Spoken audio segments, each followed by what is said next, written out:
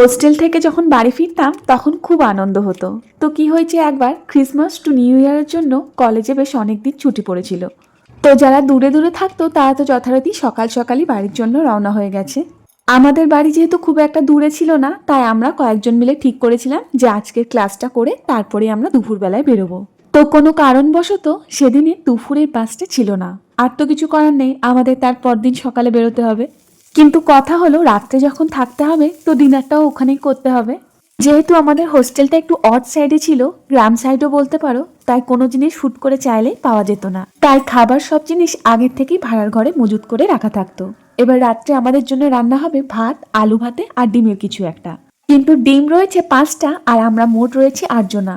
ঝন্টুদা মানে যিনি আমাদের কুক ছিলেন, উনি বললেন, চিন্তা করো না দিদি, ডিমের একটা দারুণ রেসিপি তোমাদের রান্না করে দেবো, সবাই চেটে পুটে খাবে। গরম গরম ভাতের সঙ্গে যা খেয়েছিলাম না, দারুণ।